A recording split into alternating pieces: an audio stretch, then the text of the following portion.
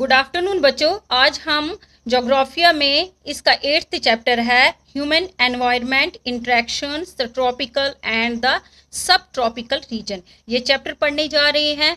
तो ये तो इसमें स्टोरी बताई है, हम इसमें टाइम वेस्ट नहीं करेंगे, हम सीधा यहाँ पे जाते हैं। हम पढ़ेंगे यहाँ पे life in the Amazon basin. Amazon basin क्या है?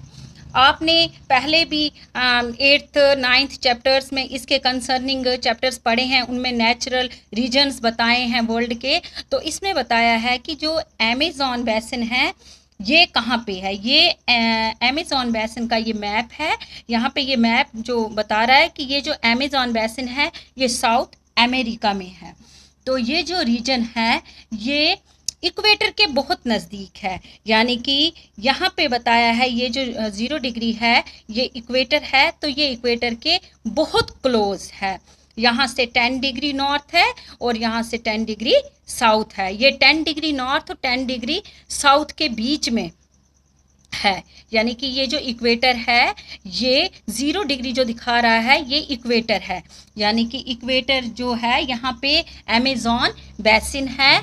तो ये 10 डिग्री नॉर्थ और 10 डिग्री साउथ के बीच में है, तो ये रेफर करता है इक्वेटरल रीजन।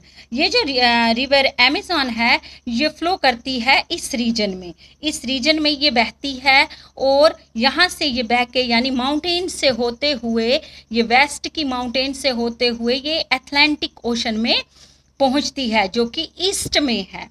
तो ये जो रिवर है इसका एक अनदर बॉडी है जिसको हम कहते हैं रिवर्स माउथ। ये आप देख रहे हो ये जो रिवर्स हैं ये किस तरह से अलग अलग निकल के फैली हुई हैं, इनको हम ट्रिब्यूटरीज कहते हैं। यानी ट्रिब्यूटरीज वो होती हैं छोटी छोटी नदियाँ जो एक दूसरे के साथ मिलकर एक बहुत बड़ी नदी बन जाती है। तो ये फिर एक बड़े से एरिए में एक ड्रेन के रूप में वहाँ पे आती है जिसको हम रिवर बेसिन या कैचमेंट एरिया के मतलब नाम के साथ, जैसे अमेज़न बेसिन के नाम से हम इसे जानते हैं। और ये लार्जेस्ट रिवर बेसिन जो है ये अमेज़न बेसिन जो है ये दुनिया की सबसे बड़ी रिवर मानी जाती है। यानी कि ये जो रिवर है यहाँ पे इक्वेटर के बिल्कुल क्लोज में है। ये देख रही हो आप कि यहाँ पे जो ये अमेज़न नदियाँ हैं यानी कि जिनको हम ट्रॉपिकल रीजन में ये रखी गई है, ट्रॉपिकल रीजन के बहुत ही पास है।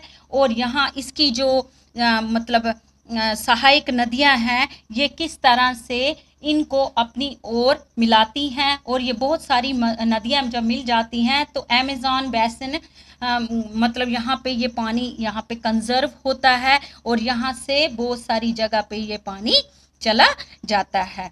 तो यहाँ पे इसने बताया है कि बहुत सारी numerous tributaries join the Amazon river. बहुत सारी छोटी छोटी नदियाँ इस अमेज़न नदी को ज्वाइन करती हैं, इसमें मिल जाती हैं, फिर वहाँ पे एक अमेज़न बेसिन बनता है। तो ये जो रिवर्स बेसिन है इसमें कौन कौन से पोर्शंस आते हैं? एक तो ब्राज़ील आता है, फिर पेरू आता है, बोलिविया, और इसमें आता है इक्वाडोर आता है, वेनेजुएला आता है। तो ये सारे ये यहाँ पे बताया है, ये है वेनेजुएला और यहाँ पे है वेनेजुएला, और यहाँ पे दूसरा है ये जो आप देख रहे हो ये दूसरा है यहाँ पे कोलंबिया, और यहाँ पे आप देख रहे हो ये है इक्वाडोर। तो ये यहाँ से पानी बहते हुए नीचे की ओर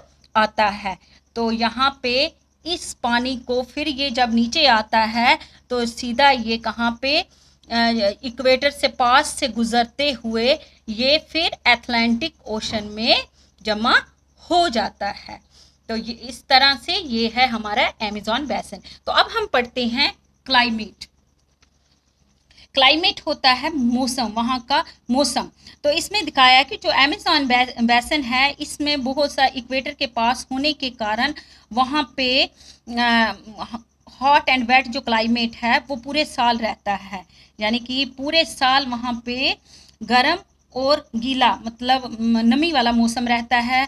जो दिन और रात होती है वो ज़्यादा एक ही जैसी होती है, क्योंकि ये इक्वेटर के पास है, तो वहाँ का जो गर्मी है वो एक जैसी होती है, ह्यूमिडिटी भी एक जैसी होती है।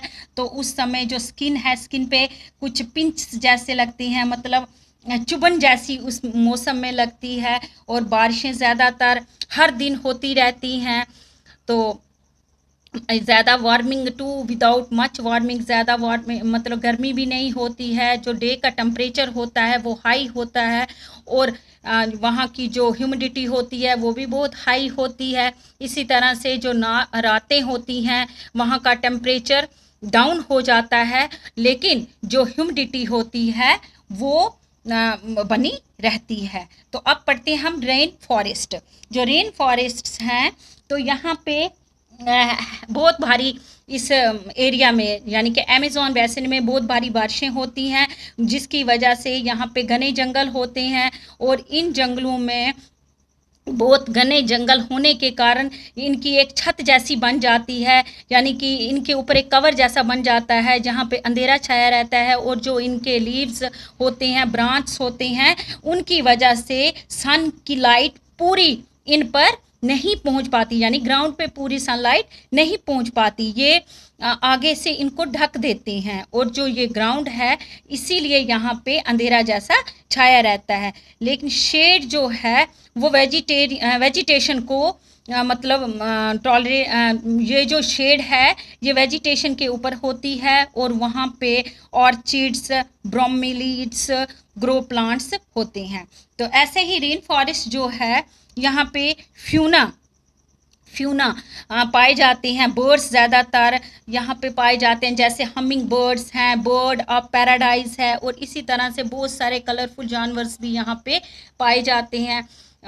Eating make them different from birds we commonly see in India. इस तरह के ये कुछ खास बर्ड्स होते हैं जो हम इंडिया में पाते हैं। ये जो बर्ड्स हैं इनकी साउंड्स हम ज़्यादातर जंगलों में ही सुनते हैं, ऐसे ये बाहर हमें नज़र नहीं आते। एनिमल्स जैसे मंकीज़ हैं, स्लॉथ हैं, आंट ईटिंग टेपर्स हैं, ये भी हमें यहाँ पे देखने को मिलते हैं। और इसी तरह से बहुत सारे स्पाइसेस होते हैं, रेप्टाइल्स होते हैं, जैसे स्नेक्स हैं, थ्रिव हैं, ये इन जंगलों में पाए जाते हैं। या क्रोकोडाइल्स हैं, स्नेक्स हैं, पैंथॉन्स हैं, एनाकोंडा है, ये इस तरह के कुछ ऐसे स्पाइसेस हैं, वो भी हमें ऐसे ही अमेज़न बेसिन के जंगलों में देखने को मिलते हैं। तो ये जो है बेसिन, ये जो thousands of spices of insects, ये जो अमेज़न बेसिन जो है यहाँ पे ये इन जानवरों का जैसे घर माना जाता है, यानी थाउजेंड्स ऑफ ये जो स्पाइस हैं, कीड़े मकोड़े हैं या जानवर हैं, ये यहाँ पे रहते हैं। और बहुत सारी फिशेस हैं, जैसे कि इसमें आती है खासकर ये fish flesh eating piranha fish, जो फ्लैश खाती है, ये भी यहाँ के नदी में पाई जाती है। और जो बेसिन है ये एक्स्ट्रा ऑर्डिनरी रिच है, बहुत सारी वैरायटी होने के कारण ये एक्स्ट्रा ऑर्डिनरी रिच माना जाता है। और यहाँ की जो लाइफ है ये बहुत ही वैरायटियों की देखी जाती है। आज इतना ही, तो अगला पार्ट हम इसका नेक्स्ट टाइम पढ़ेंगे। Thank you.